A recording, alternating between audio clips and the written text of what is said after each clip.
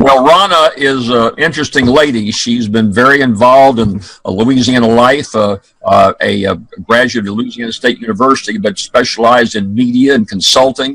She's been executive assistant to the mayor of New Orleans. She's worked closely with me in a number of my political campaigns. She's headed up the National Wetlands program, and she's been involved in so many attributes within our state, put on great New Year's Eve shows down in Baton Rouge this year.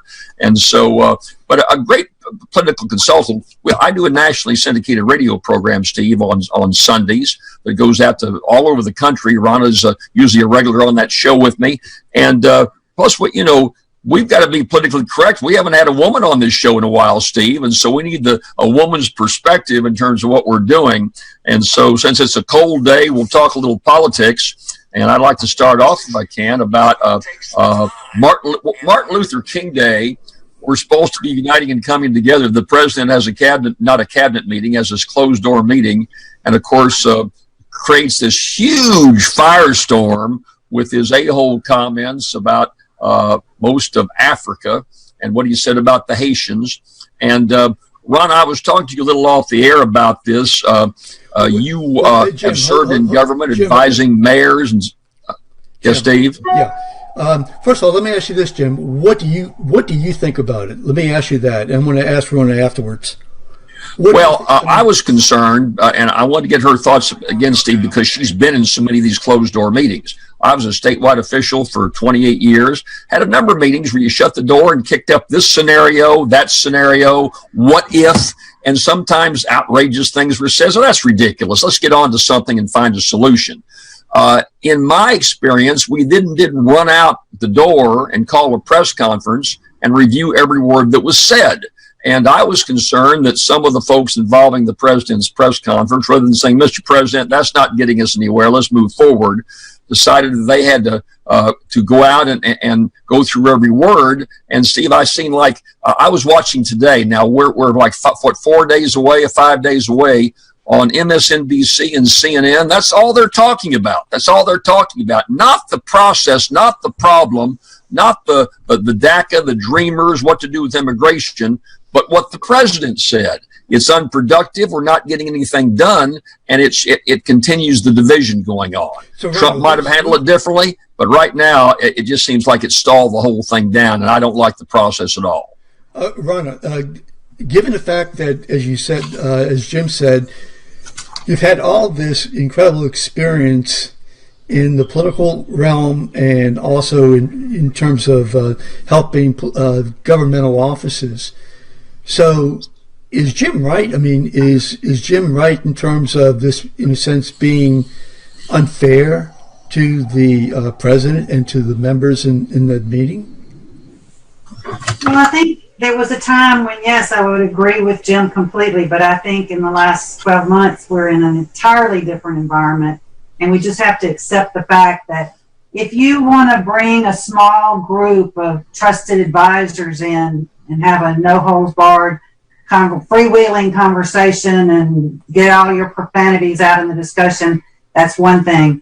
But when you bring a group of elected officials in, as many as 12, cabinet secretaries, and members of opposing parties, you're just going to have to accept in today's world that everyone's going to go get on Twitter or they're going to go get in front of cameras and they're going to talk about what was said in that meeting. I think what's missing here, Steve and Jim, is somebody that has a steady hand and a very calm voice leading these meetings. There's a leadership void there in these meetings where if you come out and you said something that didn't play well, or the S-hole comment that is so widely dominating the news now, there's been no one step up and say, hey, everybody, let's forget the words. Let's forget that, whether or not I was profane. Let's talk about the problem. Let's talk about DACA. Let's talk about what needs to be agreed on. That's not what happened. The president went out, took a victory lap, as the White House insiders called it, calling all of his friends and saying, what'd you think? Don't you like this? And kind of like it. The president himself during the campaign described locker room talk.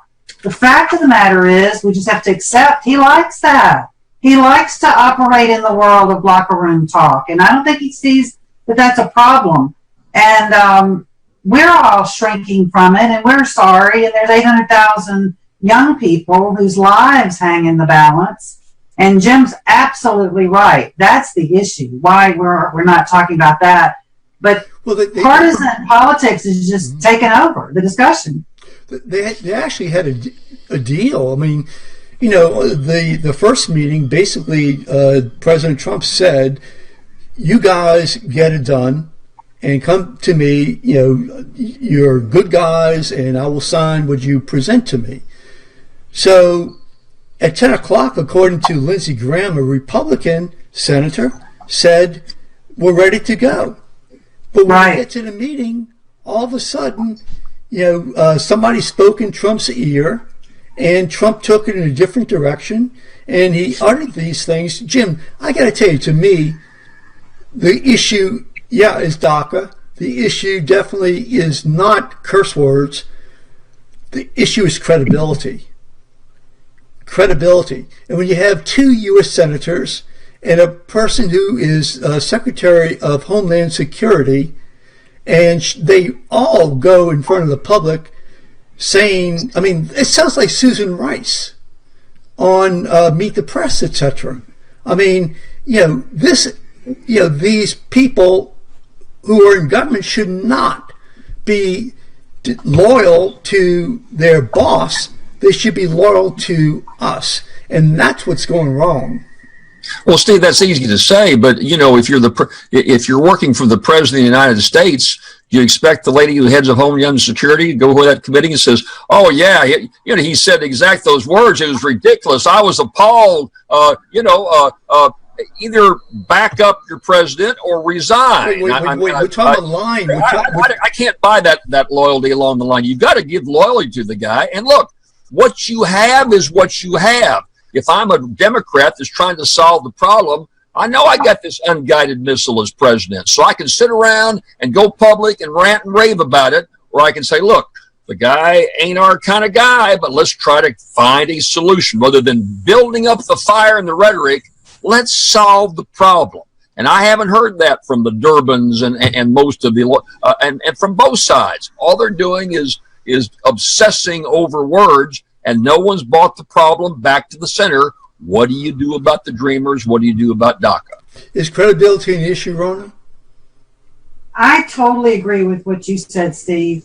We put a cabinet secretary in the position. She's got Georgetown University and UVA Law School, and we have put her in the position of having to lie before Congress to be loyal, as Jim says should be expected.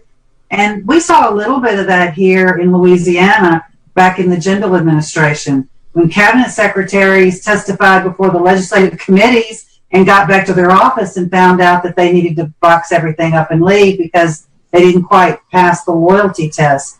And that's reality. Jim's right. That's reality. But we've taken it so far that she couldn't even tell the truth. She couldn't even say, yes, he spoke profanity, which he's on the phone, yucking it up about, and I think is okay with, but she couldn't even say that. She had to look foolish, I thought. I totally agree with you. She should have some responsibility to answer to the American people and not just to one man. But to go under oath in Congress and have to show every little word, say, look, I don't know what was said. It was a very cantankerous meeting, and it's irrelevant what was said. The issue is what we do about this whole problem. She could have diverted that very easily. But of course, you got, Orrin Hatch, I think, was the senator who said, now we want to know every word and the dot and the T and crossing the T. And as I say, she could have said, look, let's just get on with the problem. I don't know all the details. Lots of things were said by both sides. But it was a closed meeting, and the issue here today is what we do about the immigration problem. And she didn't handle that very well at all. It was interesting, though, that whenever Dick Durbin asked her, she said, I heard there was profanity used by everyone. Dick Durbin sat up really quickly and said, did you hear me use any profanity? And without even a second pause, she said, no, sir, I did not. She had a very clear recollection that Dick Durbin didn't use profanity. And yet everything else seems sort of clouded. And it's because she's operating under such pressure to be loyal to him. Well, look, I agree, and both sides handle it terribly. And of course, here we are, no further along today than we were, 6 months ago or a year ago. Which brings us in, Steve, to the whole debate about the legalization. And here's where they string it because of the rhetoric. Here's what's happened: we've gotten away from 800,000 to a whole debate about America's open borders and bringing in the masses, and we need to have much more immigration. And we're, I've heard 1,000 times, give me your tired, your poor, your huddled masses yearning to breathe free. Well, that is part of the Statue of Liberty. That wasn't originally with the Statue of Liberty, quite frankly. That was not how it was brought in. The Statue of Liberty was given as a token from France of their goodwill with America. And they were appreciative of the fact that slavery had been abolished in America. It had nothing to do with opening up the borders. And I can go into great detail with you about the reluctance of America from the very beginning with Benjamin Franklin right up to the current time, where there was reluctance just to say, now we've got to find a balance in terms of who we allow into this country. And I made the point, Rana, that you're from a small town. I'm from a small town. People have gotten very comfortable in their way of life. Do we, what is our philosophy as Americans? We're going to open up the door and have the United Nations, or we just have a mix of the United Nations? And I don't think most Americans want that. So Trump has raised some legitimate questions. The way he's done it has just been abhorrent. But he's raised some questions that need to be discussed. And quite frankly, from a political point of view, Steve, I think his base has no problem with what he has to say. And listen, I agree with you. I think his base, I just got, Mary West said, hey, you're spot on. So you got somebody rooting for you there. Look, I disagree. I think that when you're talking about trying to do a deal, and when you use the kind of language that you're using, and you also couple in with why do we have to have these people? Why don't we have those people? I mean, what is the merit? I mean, what's the merit? Is the merit? I mean, because I hear it all the time. Well, the merit system. That's fine. But what is it? If it's already stacked against you, then it's not merit. Well, it depends on what, and that's just your opinion. I mean, that's you're sitting down there very comfortably in New Orleans, Louisiana, where it took hundreds of years to bring about an amalgamation. And I take the same point. You go up where Ronald's from, Osaka, Mississippi. You go to where I'm from in Faraday, Louisiana. You go to Breaux Bridge. They don't want an amalgamation of all types of new immigrants, black, white, red, green, speaking 20 different languages. They're happy with their Catholic tradition. They're happy with their crawfish. They're happy with their Acadian heritage. They feel very comfortable and safe in that environment. And they don't want to have a community that changes. And why should we object to them being able to express that point of view, Steve? Nobody's. I'm talking about the president. Ronna, go ahead. That's your time. Well, and you listen, both you guys are obsessed with Trump. I mean, I think, look, you brought it back to the problem that it's all Donald Trump's fault because of the rhetoric. That's not going to solve this problem that we've been fighting and debating for the last 40 years in this country. Ronna, go ahead. I was going to say, Steve, that the difference with DACA is that we are not really talking about opening the borders and letting immigrants flood in. We're talking about people who are living here in these communities, and we're talking about throwing them out. And as we see these, that's why I think you have the Lindsey Grahams of the world sitting down with the Dick Durbins and saying, we got to work this out. Because you see the man who's been living here for 3 decades being kicked out, and when you've been living here illegally, there was the famous story on 60 Minutes that they did, the little restaurant owner up in Indiana, and his wife, big Trump supporter, and now he's been kicked out, and he has to wait 10 years to apply to come back. And they said, well, did you think this might happen when you supported President Trump? And she said he was going to get rid of the bad hombres. My husband's a good hombre. And so what you have... Her husband is an illegal hombre, too. He's a law-violating hombre, Rana. And I'm sorry about that. I felt sorry about that poor dad who got on the plane. You know what I'd have done? I said, okay, I'm going back to Mexico, and there's more out-migration to Mexico now than in-migration. I'd say I got a bad rap. It was unfortunate, but I'm taking my family with me. I wouldn't get on the plane and wave goodbye to my kids. I said, let's go back to Mexico and build a good life back there. Oh, we're ripping the families apart. Well, get on the plane and go back with your husband and build a good family down in Mexico. That's not the end of the world. Well, it is. About feeling comfortable. Talk about. He hasn't been there since he was 10. I'm so sorry for the kids. I'm so sorry for the kids. I'm so sorry for the kids whose dad ends up going to prison, and for 10 years there's no father figure there too. When their laws are broken, there are consequences to something like that. Now, the DACA problem has grown so big that we're probably going to have to suck it up and legitimize them and start. And 20 years from now, we'll be, if we're still around, Steve and Rana, we'll be right back here on Bayou Buzz talking about the same darn problem because it never changes. Well, yeah, I think we're going to get back to this. It's always going to be an issue, but it's not all about Trump as what you're saying. Okay, I mean, it really is not. I think that what we're talking about is trying to do a deal and needing to have faith in all the parties, trust in all the parties. That's what Donald Trump tweeted about. He said, look, if you don't have trust, okay, then there's no deal. So how do you have trust with somebody who is basically changing his mind all the time? It's the process that these people on the left, and then I got one more person who wants to join the discussion here, Steve. Sure. I've got one more commentator today who's very articulate, so coming in just to say hello, but I'll put him back up. But I just wanted to show what my interruption was. Say hello to all those viewers out there here, Ruger, okay? Okay. Here you go. Wave at him, Ruger. Wave at him. Wave there. Wave everybody. There you go. Hey. Okay. So all right. Sorry about the interruption. Sure. No, what I'm saying is that after the meeting, Donald Trump said it's about trust. If you do not, he tweeted this in so many words. If you don't have trust, okay, then you have no deal. So why should the other side at this point in time trust Donald Trump and the other side? I mean, that's the question that I have, because the process was cheated. I mean, if you don't have trust, you don't have a deal. Steve, let's see, when in politics have you had complete trust in Baton Rouge, Louisiana, and New Orleans, Louisiana, the state capital?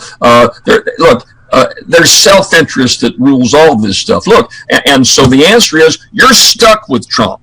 It would be great to change the players and change the dynamics, but it's not going to happen. You're stuck with Trump, whether you like it or not, and he's not going to change. And so either you trust and say, look, let's take a chance that we'll get lied to only 2 out of 3 times, and we'll make something happen, or you can sit there and go public and kick him, and nothing's going to happen. So you're stuck with the guy for another 3 years. And so the leadership that wants to get things accomplished are trying to work around that. I think Paul Ryan's trying his best, and I think some of these more responsible Democratic leaders are. But if it just is going after each other, then we're just going to sit here and spin our wheels. You're not going to see anything happen. And it's all Trump's fault. Okay, let's accept that.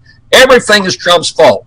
But if that's all we do and say that, then nothing is going to get done in Washington, D.C. So, Ron, what was not Trump's fault? Let me ask you that. Okay, what was the fault of Lindsey Graham and play the other side for a second? What was not his fault? Yeah. We talked about just immigration. I find that what you said earlier, Steve, I'm agreeing with you. It was when he changed his mind. I mean, certainly he has a right to do that, but it seemed to have been done without any announcement or explanation. That's what frustrated Lindsey Graham. I don't think it's a matter of blame, whose fault this is.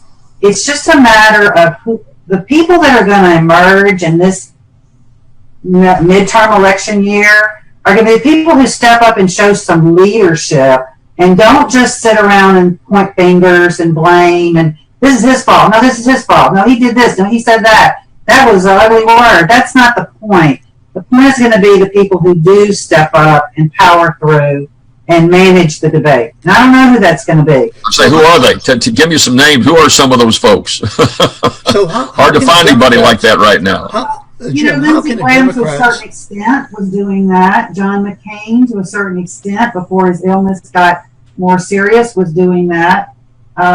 Dick Durbin was doing that and sitting down with Lindsey Graham. I mean, they were trying to, Paul Ryan, I think, does that from time to time. They were certainly trying to reach some bipartisan agreements on some things. But so, Jim, I have a question for you. Whose fault it is. Jim, let me ask you this. The Democrats blasted the Republicans for, 2-3 years ago, I think it was, for stopping government. And the media also blasted Republicans for doing that. Shouldn't the Democrats do whatever they can possibly do to make sure that the wheels of the federal government do not come to an abrupt halt? I don't think they're going to try at all, Steve, because first of all, the wheels of government continue to run. Only non-essential workers are shut down. All the military continues, all law enforcement, all that continues under the current law. And so if the wheels of government shut down, the Republicans control the House, the Republicans control the Senate, the Republicans control the White House. And so it's just a good political game that, hey, they can't even keep the government open, showing how irresponsible they are. So what is the motivation, knowing that the essential elements of will carry on? You'll still get your mail. All that continues. A bunch of bureaucrats are going to get a few days off. And, of course, the down thing is we got to pay for them when they come back to work. But what's really the downside of it all, Steve, for Democrats? Quite frankly, I think they like to go right up to the edge and say, look at those crazy Republicans. They can't get it together. They just don't know how to govern this country. Ronna? Right. I think that Republicans will take a little bit of a hit because they control both houses and the presidency. And in a midterm election year where there are a whole lot of seats up for grabs, I think it will hurt them if they do let the government shut down.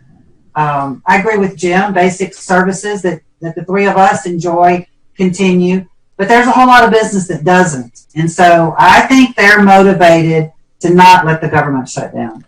So if it shuts down, just out of curiosity, does Bob Mueller's office shut down too? Well, it wouldn't bother me if it is. I don't understand where the guy's going. It's Russia today. Tomorrow it's something involving, something was said. I mean, I've never seen such an independent prosecutor that is completely all over the wall. His top right-hand investigators are FBI agents who undermined Trump by trying to do everything they could to elect Hillary Clinton. If you pick up the Wall Street Journal today, I've got the article right here about the smurge on the FBI, how they have been humiliated and because of their partisanship.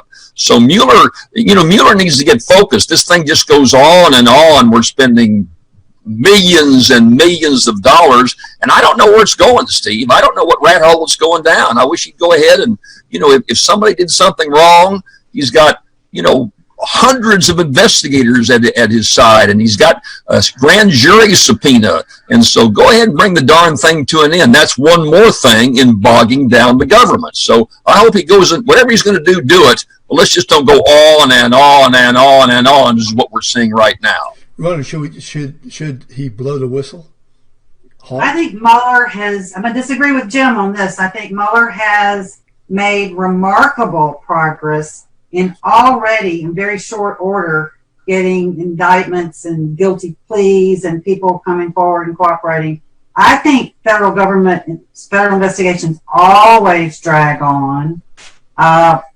Jim knows I wrote a book about a federal investigation, and every lawyer told me all throughout it, remember, they're very slow, but they're very thorough.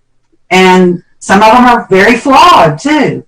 But I think the level of what he's dealing with, he's actually made remarkable progress. I heard last night on one of the news shows that you can expect this to go into 2019 because of what he is coming up with and that how serious it is. So I don't look for it to end soon. Well, he's had one guy that pled guilty and two that have been indicted, and all were for things that happened several years before Donald Trump even announced for president. Yeah. So if this is the pace he's going, my gosh, it'll be part of my eulogy that they'll still be investigating the whole Trump scenario. So there's been not much progress we've seen. Like I say, going 2 years before is what he's gotten so far. And maybe there's something there. But if it goes to 2019, 2020, that's going to undermine any effort to kind of bring across this bringing together. So you got something, let's do it. So, Jim, let me ask you this. Hillary Clinton investigation, they're launching a new investigation. And look, that's fine with me. I don't care. If somebody does something wrong, then they should pay the price. But that investigation with Hillary went 3 years. And now we have another one. So time should not be the issue. And those people who wanted Hillary to be investigated and indicted and put in jail shouldn't be complaining. The investigation was by a Republican congressional committees. It wasn't the FBI or the Justice Department investigating Hillary Clinton till the very end. So this was a witch hunt on the part of the Republicans going after Clinton, and now the Republicans and then they keep stirring the pot. So, this is not a special prosecutor that investigated her for 3 years. Wall Street Journal today wanted an honest FBI and goes into great detail about all the political shenanigans going on in the FBI. That's today's Wall Street Journal, Steve. Sure. But, okay, and here's the other point that I wanted to make, and that is that a lot of people, including myself, believe that Donald Trump has very, very, very close Russian ties that we don't know about. He didn't disclose, he would not disclose his taxes. First time in 40 years or so, the president candidate. Everything that he touched, it seemed, because he couldn't get financing, is related to Russia. So when we start seeing his have this favoritism towards Putin and Russia, the antennas go up. That's just normal. That's normal. Well, Steve, so he had close ties with Russia. Bill Clinton has close ties and raised hundreds of millions of dollars from business people all over the world. If he's not violated the law, then so he's got close ties with Russia. If no federal laws were violated, then what difference does it make? Well, because you're saying that they shouldn't even investigate to see if there were federal laws violated? Well, just because, are there charges of federal laws violated? I don't know. If there's an allegation of a law being violated, just because you have a relationship with some country, does that automatically kick off an independent counsel and an investigation? If there's significant allegations that a crime was committed, of course you investigate. But so far, all you're saying is, he has a relationship with Putin. Well, he's got we used to have relationships with England before Trump broke that off, but where does it go? Where's it leading to? In North Korea, there isn't a country that probably is most interested in problems for the United States than Putin and Russia. Just a few years ago, if you even sat down for dinner with some of those people, heads would have exploded and you'd be thrown out of office as a communist or something. So I think the fact that it is Russia, I don't think anybody was worried or wanted an investigation because Angela Merkel seemed to like having dinner with Obama. But now that it's Putin and, such an adversary of the United States, people are worried. And there's a history of Donald Trump and Trump Tower and all the real estate deals with the Russian oligarchs that I think there is some interest in. And you're right, we don't know yet, but I wouldn't say it's not coming. Rhonda, that's scary, though. I can give you examples in Louisiana. I talked to a former president of the Louisiana Senate, and it was very obvious who ended up getting indicted and convicted after about a 3-year investigation. And there was no allegations of charges. Let's go find out something on this guy. We just don't like him. Let's go see what we can find out. Let's seize all his tax records. Let's seize all his business records. Let's put auditors in there. Let's go for 3 and 4 years and see if we can find out and stumble across something. That goes on in this country, and anybody that denies that goes on in this country is just not being realistic. So if there's something there, fine, but don't just go down the rat hole because, we don't like the relationship, we don't like the guy, or we don't like Putin. There's got to be some substance there, and there's too many instances. I just read the Wall Street Journal as my source, where we go down these rat holes because we just don't like the person involved, and we think maybe something is wrong. Well, let's don't forget that this started when the intelligence community unanimously agreed that Russia tampered with our elections, most likely to benefit Donald Trump. So there is an accusation by some pretty credible sources that some wrongdoing was done. That's what kicked all this off. I mean, how many, if I said 100, would it be right in terms of the number of elections that the U.S. government has gone in to pick a leader, spending billions of dollars, tons of people? We've been doing that for the last 100 years. That goes on in every election, Ron. That's not unique to all of a sudden somebody did it to us. Hey, we've been doing it all over South America, all over Asia, all over the Middle East. We put in the dictators in power. That's kind of an American mantra of getting involved in elections. So let me ask you this. You were Secretary of State, and basically what you're saying is we should do nothing to stop it because we did it before. I mean, that's what I hear you saying. To stop it. Of course, we should stop it. First of all, it's a blight, Steve. But the president is doing nothing, though. In fact, what he's doing is he's saying it's a fraud. Well, who knows? Nothing else has come out. Steve, you're in the business of computers. You understand the whole technology of information flow. That's where the attacks are going on. They're not nuclear weapons as much anymore. It's cyberspace. It's what you can do over the internet. And so that's a whole different world of infusion. And we got sucker punched, Why are we so weak in this country that we can't put up firewalls to protect our elections? Why do we have such a lack of leadership that they can come in and do that to us in the first place? That's a reflection on us, Steve. That's not a reflection on them. They're going to do it. The North Koreans are going to do it. The Chinese are going to do it.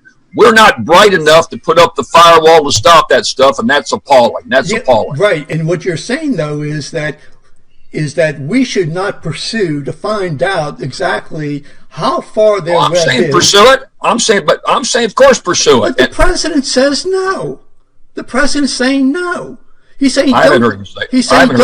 I haven't heard him say that. What has he done to actually say, if you call something a hoax, and says that you want to shut down, okay, then to me, that tells me that he's never said the Russians. Here's what's happened, Steve.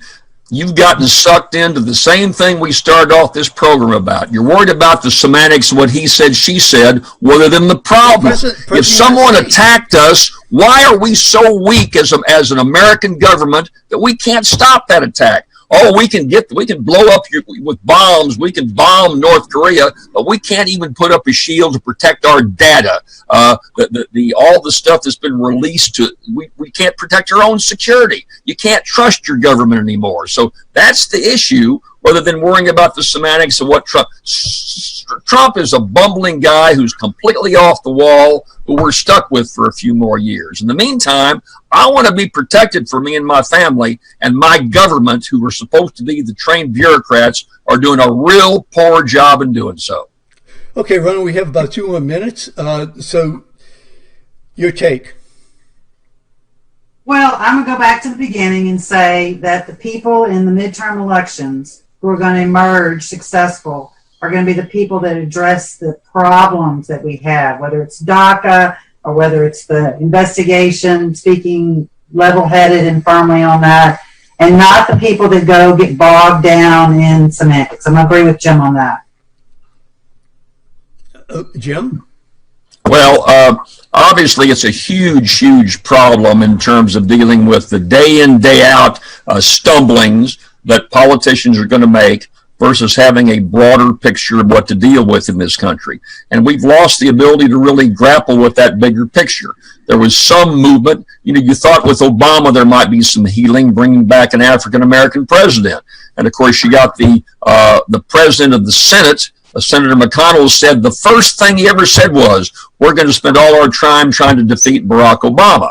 So this is nothing new, this bogging down. It's been going on 10 years. And as a consequence, we're going to be leaping along and hopefully making some progress. But I'm not that optimistic, Steve. I think we're going to be having basically the same debate next year at the same time. Well, listen, thank you so much. I really do appreciate you taking your time, guys. And hold on, because I'm going to hit some buttons and turn this off to the rest of the world. Again, and to the rest of the world, just want to say, look, I'm really sorry that we had this technology issue in terms of some of the audio. It's going to be a long year. It's going to be a long 2019 also, I believe, because I think that there's a lot of information that's out there, and against Hillary and Bill and against Donnie and Don Jr. And I think that we're going to have a lot to talk about. So thanks a lot for being with us. We enjoyed it. We enjoyed it. So hold on. Let me hit some buttons.